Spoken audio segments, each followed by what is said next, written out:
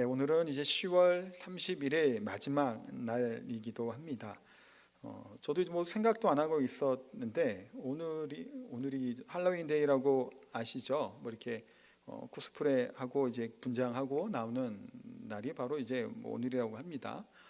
작년에 그래서 여기에 관련돼서 이제 좀 말씀을 드리긴 했습니다만, 우리 호박 그렇게 있잖아요. 귀신처럼 이렇게 호박 꾸민 거에다가 안에 불빛 나오는 거, 그게 이제 대표적으로 이제 할로윈데이에 나오는 그 이렇게 장식이라고 할 수 있는데, 저도 잘 모르고 생각도 안 하고 있다가 어제 저녁에인가 이제 설교 준비하다가 이제 밤에 그 기사가 뜬 거를 보고 뭐 이태원에 뭐 사람이 가득했다, 뭐 마스크를 벗니, 뭐 그런 말이 나오더라고요. 그래서 아 맞죠, 할로윈데이가 또 됐구나라는 생각을 하면서 또 한번 생각을 해봤습니다. 이 할로윈데이는 아일랜드 케이트족 사메인이라고 하는 죽음의 신을 섬기는 것에서부터 비롯된 것이 할로윈데이입니다. 뭐 이제 또 찾아보니까 이 어원에 대해서는 뭐 이제 카톨릭 그 나이가 뭐 이렇게 합쳐져서 뭐 이렇게 했다고는 하는데, 어쨌든 이제 1년에 한 번씩 1년이 끝나는 날, 그러니까 그때 그 족속이 10월까지만 이제 1년이 있어서 마지막 날인 31일에 행해지는 것이 바로 이제 할로윈데이라고 합니다. 그래서 분장을 하죠. 또 요즘에는 뭐 오징어 게임 분장을 많이 이번에는 했다고는 합니다만, 보통 많이 하는 분장들은 이제 뭐 드라큘라나 뭐 이제 좀비 같은 분장도 하고 프랑켄슈타인인가 막 그런 것들도 하고 막 그런 것들이 막 합니다. 그렇게 하는데, 그런 행위들을 하는 이유가 뭐냐면 그때는 귀신들이 돌아다닌다라고 얘기를 한 거예요. 그러니까 우리 뭐 손 없는 날 같은 경우나 우리 제주도 같은 경우는 뭐 있잖아요, 그거 이사 가는 날 갑자기 생각이 나요. 그래서 그런 날에도 천상에서 귀신들이 뭐 돌아다닌다고 해가 뭐 그런 말이 있잖아요. 우주편. 그래서 반대로 그 달은 이 10월 31일은 귀신들이 돌아다닌답니다. 그러니까 분장을 해갖고 길거리에서 만나더라도 너도 나도 같이 귀신이구나 라고 해서 뭐 안전하기 위해서 이렇게 분장을 하게 됐다고 이제 얘기를 합니다. 지난번 말씀처럼 10월 31일은 종교개혁일로 지키기 위한 날이기도 하는, 어찌 보면 좀 반대되는 것이 있어요. 그래서 잠깐 말씀을 드리면, 그들의 분장하는, 지금은 뭐 이런저런 재미있게 이렇게 옷을 꾸미는 모습으로 좀 많이 바뀌긴 했다고는 합니다만, 기본적으로는 이제 좀비나 뱀파이어 같은 이제 죽은 상태, 귀신의 그 분장들을 주로 하는 것이 그 모습이에요. 근데 부활의 첫 열매가 되신 분이 누구신가요? 예수님이시죠. 썩지 아니한 영광으로 몸으로 다시 오실 것이라고 고린도전서에 말씀하고 있습니다. 그런데 그와 같은 분장이나 그런 것을 추종하는 모습들은 어찌 보면 부활에 대한 좀 모독적인 표현으로 이게 나타날 수 있는 부분이 있을 수 있다는 겁니다. 그러니까 죽은 자의 신앙을 믿는 신앙의 그리스도인을 조롱하는, 또 하나님을 조롱하는 표현일 수 있다는 것을 조금 염두에 두셨으면 좋겠습니다. 뭐 이런 얘기를 하면 요즘같이 또 다 문화고 그런데 뭐 그런 것도 안 그러고 하냐라고 얘기할지 모르겠습니다만, 저는 저희 애들은 성탄절에 산타도 안 했습니다. 지금까지 한 적이 없어요. 뭐 선물 그런 거 하면 한 적도 없고 선물도 잘 안 줬습니다. 왜냐하면 그렇게 조금 오해될까 봐. 성탄절은 예수님 태어나신 날이지 뭐 그렇기 때문에 조금 왜곡될 만한 것이 전혀 하지 않았어요. 할로윈데이 같은 경우는 어린이집이나 학교나 뭐 많이 하더라고요. 학원에서도 뭐 이렇게 선물 주고 하는 것으로 보는데, 그렇게 제가 볼 때는 이와 같은 것들이 바람직하지 않아요. 왜 그러냐면 이 세상은 육적으로만 있는 세상이 아니에요. 영적인 세상이잖아요. 눈에 보이는 건 그냥 문화 행사일 수 있는데, 그 이면에 마귀나 사탄이나 악한 세력들이 우리를 미혹하고 왜곡시키는 거예요. 한때 좀비 막 영화가 유행했잖아요. 그것 때문에 뭐가 되나요? 실제로 부활하게 되나요? 그렇게? 아니란 말이에요. 신령하고 영광스러움으로 살아나게 될 것이 우리 거룩성의, 우리들의 성도의 모습인데, 그런 모습으로 우리 어린아이들은 왜곡된 신앙과 생각들을 가지게 할 수 있는 염려가 그 안에 있기 때문이에요. 그래서 굳이 그런 거 안 해도 뭐 얼마든지 우리 기스 안에서 이제 가능하겠죠. 그래서 좀 바람직하지 않은 것 같아서 이 얘기를, 사실 설교 원고에 준비한 건 아닙니다. 다 한 다음에 저 생각도 안 하고 있다가 요즘 얘기해야 되겠다 싶어서 잠깐 이렇게 언급해 드립니다. 우리 자녀를 두신 분들, 또 손주를 두신 분들, 굳이 이런 문화에 우리 기독교인들이 막 동참하고 같이 해서 제가 볼 때 유익한 게 없다라는 것을 조금 기억해 주시기 바랍니다. 네, 우리 지난 26일 날 노태우 전 대통령께서 이제 서거하셨습니다. 장례는 이제 국가장으로 치러지게 되었고, 어제까지 해서 5일장으로 이제 장례를 치렀습니다. 근데 많은 대통령들이 이렇게 세상을 떠나는 것을 보게 됩니다. 대통령이 세상에 떠나면 뉴스나 언론에서 무슨 얘기를 합니까? 이 사람의 공과에 대해서 얘기하죠. 공은 무엇이고 가훈은 무엇이고, 이번에 노태우 전 대통령께서 돌아가셨을 때도 국가장을 해야 되냐 말아야 되냐라고 하는 얘기들이 참 많더라고요. 특히 이제 많은 얘기들은 이제 비판의 목소리가 참 많은 것을 보게 됩니다. 그러니까 또 반대쪽으로 해서는 또 어느 일부분은 그래도 잘한 것도 있지 않냐라고 하면 이제 얘기하는 분들도 있고요. 근데 저도 이제 뭐 이렇게 노태우 대통령이 때 뭐 어린 시절 이렇게 보내긴 했습니다만 기억나는 거 한 가지가 딱 있습니다. 뭐가 생각이 날까요? 이분의 별명이 생각이 나는 거예요. 어제도 설교 좀 이렇게 툭툭 치고 하다가 이 얘기 큰 이슈 해갖고 이제 그 얘기하면서 했더니 별명이 뭐였죠? 노태우 대통령 별명이 무유태우 뭐 그랬죠. 그렇게 생각이 나더라고요. 그래서 한편으로는 누가 이런 얘기를 하더라고요. 무유태우라고 대통령 이렇게 불렀던 적이 있었냐? 나름 그런 대통령 건의 그런 것을 조금 했던 분이 아닌가라고 얘기도 합니다만, 어쨌든 간에 뭐 잘했든 못했든 간에 이 대통령이라고 하는 어찌 보면 가장 그 권력의 중심에 있었고 가장 어찌 보면 존경을 받을 만한 위치에 있었던 사람임에도 불구하고, 그러니까 이런 사람들처럼 결국에는 어떻게 되는 건가요? 떠날 날이 오는 겁니다. 잘 살았든 못 살았든 돈이 많든 부족하든 큰 권력이 있었다고 할지라도 마지막 순간은 반드시 온다라는 겁니다. 이것이 죽음이라고 하는 것으로 오는 경우도 있지만, 때로는 권력의 자리에 있고 영광의 자리에 있던 사람들도 그 자리에서 반드시 내려올 때가 있습니다. 내년 되면 이제 대통령 선거를 합니다. 내년 3월에 가장 권력의 핵심이죠, 대통령.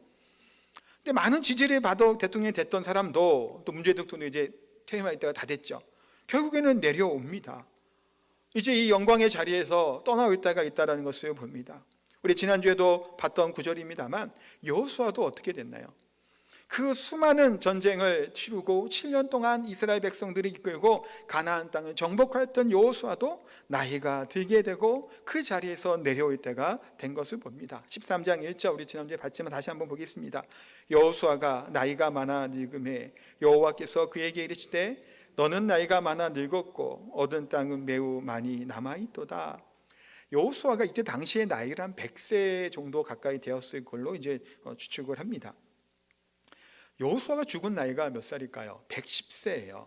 그러니까 이제 이 세상을 떠나기 한 10년 정도밖에 남지 않은 그때에 이제 땅을 이제 분배하는 일들이 생기게 된 거예요. 그러니까 이제 더 이상 이제 지도자로서 이들을 이끌고 전쟁을 수행할 만한 힘과 능력이 이제는 없어지게 된, 이제는 뒤로 물러나게 되는 시점까지 여호수아도 온 겁니다. 그래서 14장부터 19장까지가 땅 분배까지 쭉 나오게 됩니다.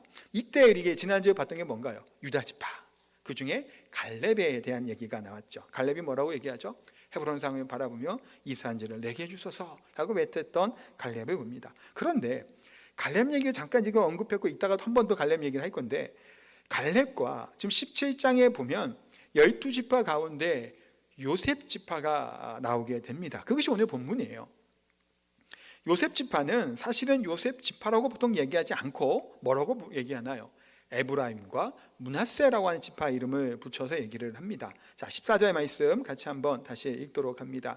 요셉 자손이 여호수아에게 말하여 이르되 여호와께서 지금까지 내게 복을 주심으로 내가 큰 민족이 되었거늘 당신이 나의 기업을 위하여 한 제비 한 분깃으로만 내게 주심이 어찌함이니까 하니. 자, 이 말은 무슨 말일까요?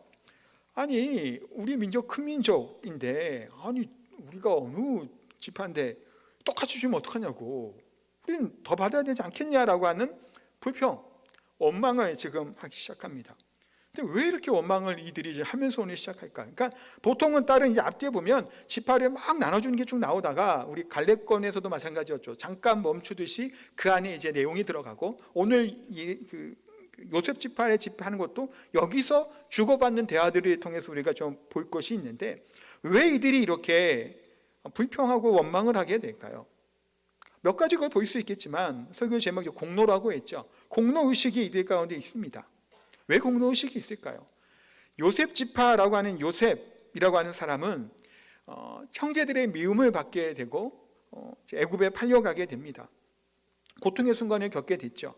그러던 애굽에서의 파란만장한 인생을 살았던 요셉이 하나님의 형통하게 하시고 하나님의 도우심으로 말미암아 결국에는 요셉이 뭐가 됐나요? 총리까지 됐습니다. 근데 여기서 끝난 게 아니죠. 총리가 된 이후에 가나안 땅에 흉년이 들은 겁니다. 기근이 들어면 먹을 것이 없어 형제들이 이제 식량을 살려고 애굽으로 막 찾아가요. 그 뭐 큰 제국이잖아요, 애굽은. 거기 앞에 머리를 조아리고 봤더니 그 총리가 누구였던 건가요? 자기가 팔아버렸던, 자신들이 죽이려고 했던 동생이었던 요셉이 총리가 되어 있었습니다. 이때 형들의 심정이 얼마나 두려웠을까요? 그냥 말 한마디 하면 다 죽이잖아요, 그 형제. 힘과 권력이 있었으니까. 근데 우리가 아는 것처럼 뭔가요? 요셉이 그렇게 형제들을 죽이나요? 죽이지 않습니다. 다 용서해줘요. 뿐만 아니라 고센 땅에 거주할 수 있도록 배려해줘서 거기서 이제 숫자가 막 불어나게 해서 몇백만이 되는 숫자가 늘어날 만큼 그렇게 잘 살 수 있는 그 바탕이 되게 하고 그 도움을 해줬던 사람이 바로 요셉이에요. 그러니까 요셉의 이 자손들의 입장에서는 어떨까요? 아니, 우리가 요셉 자손인데, 요셉 자손, 당신들 자손들 우리 요셉 그 선조 조상을 이렇게 죽이려고 하고 모함했던 거 아니냐? 근데 우리 때문에, 우리 요셉 때문에 당신들이 지금까지 잘 먹고 잘 살 수 있었던 거 아니냐? 그러면 우리가 더 많이 가져가는 것, 우리의 공로를 이해해주고 인정해주는 것 타당하지 않겠냐라는 거예요. 큰 민족이고 우리가 요셉 지파인데라고 얘기를 하는 겁니다. 보시면 요셉을 이야기할 때는 요셉 지파라는 말을 잘 사용하지 않아요. 왜냐하면 요셉 지파의 두 아들들이 에브라임과 므낫세로 지파가 두 개를 주거든요. 그래서 에브라임 지파, 므낫세 지파라 하지 요셉 지파라고 얘기하지 않습니다.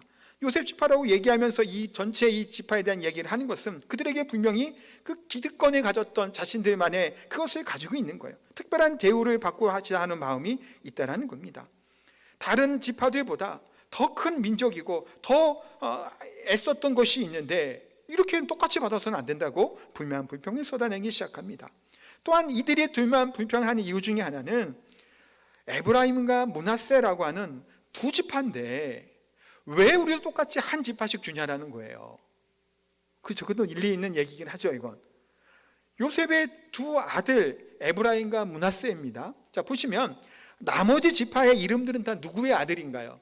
야곱의 아들이에요. 루벤, 시므온 다 마찬가지죠. 유다도 마찬가지고 야곱의 아들인데 에브라임과 므낫세는 야곱의 아들이 아닙니다. 요셉의 아들이에요. 근데 왜 요셉은 자기 아들들이 그 지파를 이름을 따갖고 에브라임 므낫세로 했을까요? 아까 얘기한 것처럼 그 애굽에서의 사건들 그런 것들 때문에 요셉에게는 하나님께서 장자의 복을 주셨어요. 장자의 복은 영적인 장자의 복이 아니라 이 세상의 물질적인 복을 주신 거예요. 장자의 복. 그래서 두 분깃을 갖게 된 겁니다. 장자는 고대에는 두 배를 가져요. 다른 형제들은 하나를 가질 때 장자는 두 개를 가져요. 장자의 축복이에요. 그러니까 요셉 지파는 그래서 자신의 두 아들이 한 지파가 되어서 두 배의 복을 받게 된 것이 바로 요셉 지파예요. 그러니까 왜 동일하게 우리는 받으면 안 된다고 지금 이들이 요청하고 요구하는 겁니다. 정당하게 두 빙깃을 달라 주장하는 거예요. 그러니까 언뜻 들으면 나름 타당한 이야기인 것 같습니다. 그런데 그들의 요구가 그렇게 정당하지는 않다라는 것을 볼 수 있는데 왜 그러냐면 모세가 그 모압 평지에서 인구 조사를 한 적이 있어요. 2차 인구 조사를 민수기 26장에 보면 이제 그 인구 조사가 나오는데 거기에 므낫세 지파의 인구가 몇 명이냐면 52,700명이에요. 그리고 에브라임 지파의 인구는 32,500명밖에 되지 않습니다.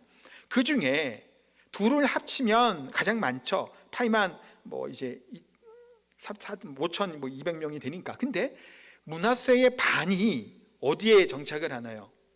기억나시나요? 요단강을 건너기 전에 요단 동편 땅, 루벤과 각각 므낫세 반지파가 그 지파를 그 동쪽 땅에 가져가요. 그러니까 지금 분배하는 이 지역의 설명은 뭐냐면 요단 서쪽 가나안 땅 점령한 그 땅을 분배하는 것이지 동쪽은 이미 끝났습니다. 서쪽 땅을 분배하니까 이 반이 므낫세 반지파를 빼고 나면 몇 명이 될까요? 정확하게 반으로 나눌 수는 없겠습니다만 그래도 반으로 나누면 26,350명이 남아 있습니다. 에브라임파 32,500명과 26,350을 합치면 58,850명이에요. 그런데 보시면 6만 명이 안 되죠. 유다 지파가 몇 명일까요? 76,500명이 유다 지파에 있었습니다. 또한 단 지파는 64,400명이었고 이사가의 지파는 64,300명, 스불론 지파는 더 많아요. 이것도 65,500명과 비교할 때 지금 분배를 받고 있는 요단 서편에 있는 이 요셉 지파의 인원이 숫자가 그렇게 많지 않다라는 거예요. 6만 명에 채 되지 않습니다. 그럼에도 불구하고 이들은 인구수에 비해서 훨씬 더 큰 땅을 분배를 받고 좋은 땅들을 받은 것이 바로 이들이에요. 근데 그럼에도 불구하고 이들이 지금 불만을 하고 불평을 하는 겁니다. 좋은 땅에 받았음에도 그렇게 한 거예요. 지도 한번 보여주시죠. 12지파 땅 분배된 지도입니다. 이거는 이미 분배받고 점령한 이후에, 그러니까 지금 현재 이 시점이랑은 조금 다릅니다. 오른쪽 위에 보면 동므낫세라고 되어 있죠. 그게 지금 요셉 지파예요. 므낫세 갈라진 그 덩어리 땅덩이 크죠? 그거 다 여기가 분배받은 겁니다. 그 옆으로 보면 녹색으로 보이나요? 하여튼 므낫세, 서므낫세라고 보이죠? 그게 므낫세가 이쪽 쪽에 점령한 땅이에요. 그 밑에 보라색은 어떤가? 에브라임 지파예요. 좁은가요? 안 좁죠. 아까 더 많다고 했던 유다 지파, 밑에 지역에 있는 유다 지파는 시므온 지파와 함께 합니다. 베냐민 지파도 함께 들어가요. 세 지파가 거기 같이 있어요. 유다가 커 보이지만 실제로 그렇게 크지 않아요. 단 지파도 더 많습니다. 근데 얼마 안 되죠. 이사갈이나 스불론 지파도 한번 보세요. 위하고 아래게 보이죠. 그렇게 넓은 땅을 이들이 차지하고 있지 않아요. 제비로 뽑아진 거기 때문에 하나님께서 이것을 주신 대로 가져가겠다고 하는 신앙으로 제비를 뽑은 겁니다. 가장 좋은 것, 가장 알맞은 것으로 적당한 것을 하나님이 인도하시고 주실 거라고 하는 믿음으로 뽑은 거예요. 고대는 그렇게 해왔고 실제로 그렇게 하나님이 인도하셨습니다. 근데 이 정도 큰 땅덩어리를 가지게 되면 이들 입장에서 이렇게 불만 불평을 쏟아야 될까요? 이렇게 받은 게 많은데 그럼에도 불구하고 이들은 불만을 합니다. 감사와 찬송과 영광을 올려드려야 됨에도 불구하고 원망하고 불평을 하기 시작을 합니다. 아니 이 큰 민족이 되었는데 왜 우리는 이거밖에 안 되냐고, 인구수도 많다고. 근데 인구수도 많은데 땅덩이 조그만 하니까 이거 뭐 많이 늘어난 게 이게 복이냐고까지 얘기할 만큼 불평을 하기 시작을 하는 겁니다. 하나님의 주신 복에 감사하기는커녕 더 불평하고 더 땅을 받고자 하는 그런 말들에 투덜거리는 말들, 원망과 불평이 나오게 됩니다. 그래서 사실 이와 같은 사건을 보면서 우리가 무엇을 보게 되나요? 그래서 어떤 목사님이 이런 얘기를 해요. 교회 안의 갈등의 원인 중에 하나를 얘기하는데 일리 있는 얘기인 것 같습니다. 잘못된 공로의식이 있다라고 이야기해요. 이게 뭔 말일까요? 내가 이만큼 헌신하고 희생하고 충성하였기 때문에 교회 안에서 특별한 대접을 받거나 기득권을 가져야 된다라고 하는 생각을 가지게 될 때 그 안에 분열이 생기고 고통이 일어날 때가 있죠. 우리가 어떤 자세로 해야 될까? 근데 이렇다고 제가 여러 번 예전에 얘기했지만 헌신하고 수고하신 분들에 대해서 존중해주고 존경을 표하는 것은 마땅한 일이에요. 그렇게 해드려야 되는 게 맞습니다. 존중하고 존경하면서. 그러나 이것은 뭘까요? 주변에서 그렇게 해줘야 되는 것이지 내 스스로는 그렇게 해서는 안 된다는 얘기를 하는 거예요. 내가 잘했기 때문에, 내가 수고하였기 때문에가 아니라 어떤 우리가 마음을 가져야 될까요? 내가 헌신할 수 있었던 것, 내가 순종할 수 있었던 것, 내가 주님의 몸된 교회를 위해서 하나님 나라 확장을 위해서 지금까지 바칠 수 있었던 이유가 내 능력과 힘이 아닌 하나님의 은혜로 말미암아 이것이 가능했다고 하는 고백이 우리 가운데 있어야 된다는 겁니다. 하나님이 나를 구원하시고 은혜를 주시고 성령 충만케 해주셔서 하나님의 이 일들 앞에 내가 쓰임받게 될 수 있었던 것에 대해 감사의 마음을 가져야 되지, 내가 이런데 라고 생각을 하면 오늘 본문의 요셉 지파와 같이 되는 거예요. 내가 어느 지파인데, 아니 장자 지파 아니냐고, 두비끼리 이거 아니냐고, 그런 모습으로 지금 분열을 시키고 어려움을 토하게 되는 겁니다. 그러기에 이게 주님이 맞아야 돼요. 내가 나를 높이는 게 아니라 주변에서 또 그렇게 존중해 줘야 돼. 이거 없어도 안 되니까 제가 이 설교를 하면서도 혹시 왜 이게 존중해 주고 충분히 해줘야 됩니다. 수고하신 분들 우리가 좀 박수 쳐주고 애썼던 것을 우리가 해줘야 되겠죠. 격려도 해주고 때로는. 그러나 그것을 한 입장에서는 항상 하나님 앞에 겸손하게 은혜로 그것이 가능했다고 하는 마음을 갖는 것이 중요해요. 또한 이들이 왜 이렇게 더 자신의 것을 주장하고 불평을 가졌을까요? 한 가지를 또 보면 돼요. 모세가 어느 지파 소속이었을까요? 레위 지파였습니다. 그러면 지난주에 봤던 갈렙은 어느 지파 소속이었을까요? 유다 지파였어요. 그럼 여호수아는 어느 지파 소속일까요? 에브라임 지파예요. 요셉 지파입니다. 그러니까 이들의 그런 공의식, 나름대로 욕심을 가지고 좀 우리 지파가 그래도라는 한 이유 중에 하나는, 과거의 요셉도 그런 조상이었지만 현재 이스라엘 백성들이 이끌고 가나안 땅을 정복하는 7년 동안의 모든 전쟁, 또 모세를 도와서 광야 그런 40년 동안의 그런 모든 가정 가운데 자신들이 이끌고 이스라엘 이끌었던 사람이 누군가요? 여호수아예요. 그런 이런 생각을 하는 거예요. 아니, 우리 지도자가 여호수아인데, 우리 지파, 또 당신들 여호수아, 우리 지도자 아니었으면 지금까지 다 왔겠냐고, 이렇게 안전하게. 지금 7년 동안 전쟁할 때 누구 때문이냐고, 그게. 여호수아 우리가 지도자 아니냐고, 우리가 그 지파라고 지금 그렇게 얘기하는 거예요. 지금 여호수아 요셉 지파, 에브라임 지파거든요. 그러니 이런 마음을 갖고 주장하는 거고, 또 여호수아에게도 아니 같은 지파끼리 이래도 되겠냐고, 좀 더 줘야 되지 않냐고, 그런 게 지금 나오는 거예요. 아니 지금 팔은 보통 안으로 굽죠, 바깥으로 안 꺾이니까. 그런 것처럼 이렇게 말을 하는 겁니다. 아니 조금 더 우리 그렇게 해야 되지 않겠냐 라고 하며 이들이 지금은 불만을 갖게 되는 겁니다. 좀 더 기다릴 마음이 있었겠죠. 지도자인 여호수아의 지파이니, 또 각으로부터 장자의 그런 물질의 복을 누린 지파이니 좀 그런 혜택과 그것을 받기를 원하는 마음이 있었을 겁니다. 네, 사랑하는 성도 여러분, 큰 민족인데 주어진 땅이 좁다고 불평하는 이들에게 여호수아는 뭐라고 대답을 할까요? 15절 말씀 같이 한번 다시 읽겠습니다. 여호수아가 그들에게 이르되 내가 큰 민족이 되므로 에브라임 산지가 내게 너무 좁을진대 브리스 족속과 르바임 족속과 땅 살림에 올라가서 스스로 개척하라 하니라. 자, 여기서 여호수아가 뭐라고 고민하죠? 스스로 개척하라. 그래, 너 말한 대로 큰 민족이고 하여튼 잘한 거 맞아. 그러니까 이건 이제 뭐 격려해 준 거예요. 말을 좀 이렇게 잘 읽게 하면서. 그러니까 개척하면 되지 않겠냐, 살림이 많고 있는 땅들 개간해서 쓰면 되지 않겠냐. 개척하다고 하는 히브리어는 베레타라고 하는 말인데 나무를 자르다라고 하는 의미를 갖고 있는 단어예요. 근데 이 말은 바라라고 하는 히브리어 창조하다라는 것을 파생한다는 말이에요. 그러니까 살림을 창조하듯이 개간을 하고 살림을 갖고서 이렇게 좁은 그 땅을 충분히 넓혀 갖고 거기서 이제 그 분기수에 가져가면 된다라고 이야기를 하는 겁니다. 그러니까 좁은 수 있다. 그러니까 가나안 땅에 있는 산으로 올라가라. 좀 잘 개척해 보면 된다. 그런 거에 대한 요셉 지파의 또 반응은 뭔가? 이 주고받는 대화가 나오죠. 16절이에요. 16절도 한번 읽겠습니다. 요셉 자손이 이르되 그 산지는 우리에게 넉넉하지도 못하고 골짜기 땅에 거주하는 모든 가나안 족속에게는 메스안과 그 마을들에 거주하는 자이든지 이스라엘 골짜기에 거주하는 자이든지 다 철병거가 있나이다 하니. 자, 이들의 반응은 지금 어찌 보면 한심스럽습니다. 지금까지 뭔 얘기했나요? 이들이 여호수아에게 요청한 것이 크다 그랬잖아요. 강대한 민족이라고 자랑했습니다. 이들이 우리는 큰 민족이고 인구도 많고 대단한데 이 좁아서 되겠냐고. 이들이 요구하는 것은 뭔가요? 이 산지, 그 산지는 넉넉하지도 못한, 아까 지도 보셨죠? 넉넉 안 한가요? 충분히 넉넉합니다. 더 많은 지파도 더 작은 땅 가졌어요. 그래도 이들이 뭐하나? 거주하는 모든 가나안 족속에게 철병거가 있답니다. 그러니까 무섭다라는 거예요. 이 얘기는 한마디로 얘기하면, 아니 이렇게 강대한 병거를 갖고 있는 무서운 족속이 있는데 그 땅 우리 보고 가져가라면 어떡하냐라는 거예요.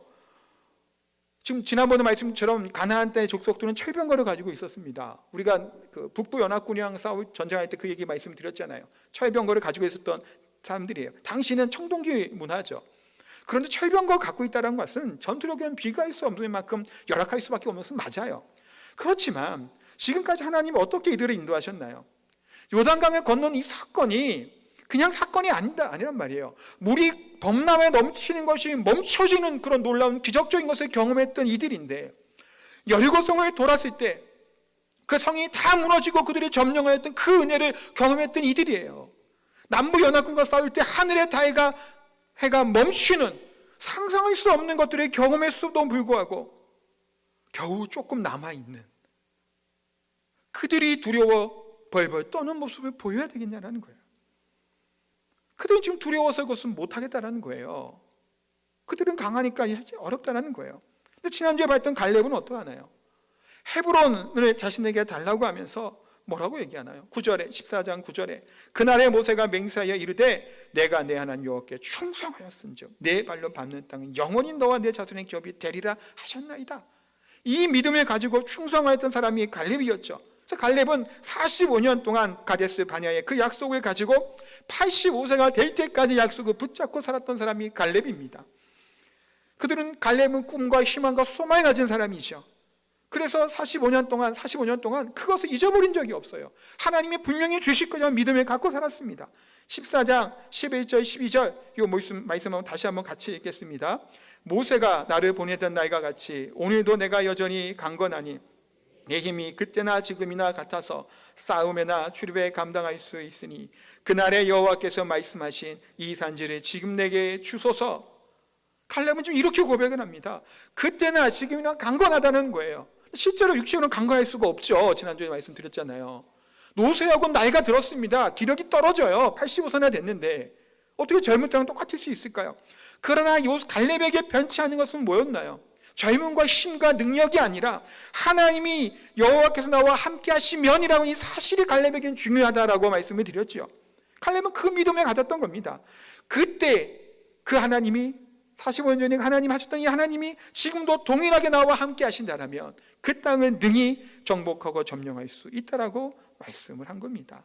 그러니까 내 힘의 유무 갖고 있고 하는 것, 내 재물의 많고 적음이 아니라 여호와 하나님이 함께 하시는가, 아니 하나님이 약속하셨는가, 기뻐하셨느냐가 이 전쟁의 승패에 결정 짓는다라고 갈렙은 고백합니다. 그러니까 그래서 갈렙은 더 어렵고 힘든 헤브론 땅을 달라 그런 거예요. 헤브론 땅에 누가 있었다고요? 아낙 자손이 있었습니다. 거인들이에요, 거인들. 이스라엘 백성들이 벌벌 떨게 만들어도 그 족속 아낙 자손이 있음에도 불구하고 이 산지를 내게 주소서라고 했습니다. 그런데 오늘 본문의 요셉 지파의 사람들은 어떤가요? 그것을 깨달아 알았다라면, 그 믿음 가운데 살아갔다라면 이렇게 나약한 소리를 하지 않았겠죠. 철병거가 있고 뭐하고 그들은 조금 그런 불만하지 않았을 겁니다. 그냥 이들은 과거를 기억하고 지금까지 인도하셨던 하나님의 은혜와 그 하나님의 신실하심을 기억하지 않고 지금 현실의 눈앞에 보이는 병거 갖고 있는 그들의 모습을 보고 그들을 두려워했던 겁니다. 믿음으로 그것을 극복하고 도전하려고 하지 않았던 것을 봅니다. 이때 여호수아는 다시금 그들에게 권면하고 위로합니다. 너희가 큰 민족이다. 너희만 많다. 큰 능력이 있지. 그 능력으로 싸워라. 하나님이 너희들과 여러분들과 함께 하시기 전에 철병거가 문제될 것이 없다. 능히 그들을 쫓아낼 수 있을 것이다 라고 갈렙의 고백처럼 그들을 권면하고 있는 여호수아의 모습을 보게 됩니다. 사랑하는 성도 여러분, 신앙생활을 하는 가운데 우리도 얼마든지 요셉 지파의 이런 모습처럼 가질 때가 있습니다. 큰 소리 뻥뻥 치고 내가 다 한 것처럼 때로는 얘기하다가 실제로 무엇인가 헌신해야 될 때, 무엇인가 내 아르가에 투자해야 되고 내가 뭔가 더 해야 되고 내가 들어가야 되는 그 지점이 될 때 모른 채 하는 경우도 또한 있습니다. 희생과 손해가 있게 될 때 꼬리를 감추고 내리는 행위들, 어찌 보면 요셉 지파의 모습이죠. 지금 요셉 지파가 어땠나요? 큰 민족이고 큰 힘이 있는데 왜 이거밖에 안 주냐고 했다가 여기 산지 너희가 가져오랬더니 쟤네들은 강한데 빼는 거예요. 그러면 지금 이 산지는 누가 점령해야 되나요? 이거 냅둬도 되나요? 그냥 두면 되나요? 이 산지를? 아니에요. 다 그들 쫓아내야 돼요. 아까 13장 1절 말씀 읽었잖아요. 아직 여호수아는 나이가 많아서 이제 전쟁 수행을 못하고 각 지파별로 분배된 것을 각 지파가 알아서 쫓아내야 돼요. 이게 하나의 말씀이에요. 그냥 내버려두면 안 됩니다. 그럼 내가 못하겠으면 누가 해야 되는 거예요? 다른 지파는 누군가는 해야 되는 거예요. 거기 쫓아내는 것이 지금 여호수아가 이 땅에 가져가라 있는 이 땅을 누군가는 해야 되는 거예요. 누군가는 내가 못하겠다고 내가 큰 힘이 있다고 하면서 불러버리는 겁니다. 그냥 회피해버리려는 거예요. 책임지려고 하지 않는다는 겁니다. 아직 개척된 땅이 많이 있으니 올라가라 여호수아는 말씀합니다. 능히 이길 수 있다라고 말씀합니다. 낮은 곳 머물면서 좁다고 불평하는 이들의 모습, 올라가고 개척해 보지도 않고 그냥 이러쿵저러쿵 말을 하고 있는 이들의 모습들을 보게 됩니다. 사랑하는 성도 여러분, 문제없이 해결되는 경우들이 있을까요? 느헤미야는 어땠나요? 지난번에 느헤미야 말씀도 우리가 묵상했죠. 예루살렘 성벽이 다 무너지고 황무되게 될 때 무너진 성벽을 다시 건축하는데 느헤미야가 반사형통했나요? 아니십니다. 산발락과 도비와 아라비아 사람들, 수많은 사람들이 해방 났습니다. 모함했어요. 죽이려고 했어요. 암살하려고까지.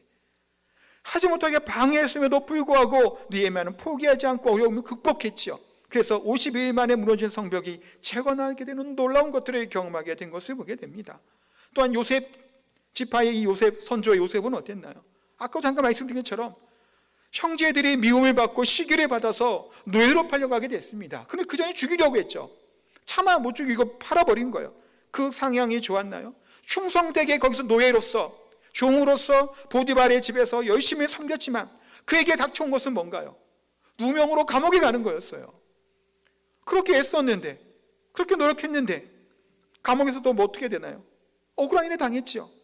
또 꿈을 해석해주기 여러 가지 사건이 있었지만 깜깜무소식으로 자기의 도와주었던 것을 잊어버리고 또 시간이 흘러가는 그 가운데 있었습니다. 그러나 요셉이 어떻게 했나요? 포기하고 좌절하고 낭망하고 낙심했나요? 원망과 불평에 쏟아냈던가요? 아니죠. 그 가운데서도 하나님께 최선을 다해서 순종했고 충성했고 하나님이 요셉에게 함께 하시고 형통하게 하심으로 결국에는 애굽의 총리 대신에까지 오르게 된 것을 보게 됩니다. 사랑하는 성도 여러분, 그 요셉의 후손들이온 요셉 지파는 그런데 어떤가요? 조상의 공로, 지도자의 공로만 생각을 하고 욕심에 사로잡혀서 믿음으로 도전하고 전진하지 못하고 오히려 뒤로 물러갑니다. 뒷걸음질칩니다. 두려워 떨고 있습니다. 이 난간을 어려움을 극복하고 그 땅의 이 산지를 내게 주소서라고 외쳐야 됨에도 불구하고 나는 안 하겠다라는 거예요. 다른 누군가 그냥 하겠지. 다른 지파가 그냥 했으면 좋겠고. 뭘 요구하는 걸까요? 이건 안전한 땅을 요구하는 거예요. 지금 이들은 좋은 땅, 이미 점령한 땅, 끝난 땅, 더 이상 적들이 없는 그 땅을 좀 달라는 거지. 지금 분배받으며 싸우려고 하고 싸우고 있는 이 시점에서 이들이 이렇게 비겁한 모습으로 돌아서고 그렇게 하는 모습을 보게 됩니다. 우리들의 삶의 모습에서도 이런 모습을 가져서는 안 되겠죠. 우리와 공로와 욕심들이 우리 가운데 있기보다는 스스로 개척하라고 하는 하나님의 사명 앞에 우리가 설 수 있어야 됩니다. 우리가 신앙생활을 하다 보면 어려움들이 있습니다. 또 교회에서 교회 생활을 하다 보면 교회에 대한 실망을 갖게도 되죠. 또 목회자에 대해서 또 실망하기도 하고 불만스러운 마음을 갖기도 합니다. 때로는 그래서 신앙을 하다 보면 상처를 받기도 하고 아픔을 겪는 경우도 참 많습니다. 근데 완벽한 교회가 없지요. 어느 교회나 아쉬움이 있습니다. 그렇다고 이 말을 한다고 제가 저 스스로를 하려고 하는 그런 마음은 아니에요. 저 또한 좀 잘하는 게 있겠죠. 조금은. 그렇지만 또 실수하고 잘못한 부분도 많이 있을 겁니다. 분명히 그렇게 하고요. 그러나 그러기 때문에 필요한 것이 무엇일까요? 한 몸을 이루는 지체됨이라는 겁니다. 미처 생기지 못한 것, 미처 하지 못한 부분이 있다라면, 좀 약한 부분이 있다라면 그것을 어떻게 해야 되는 건가요? 채워져 나가는 것이죠.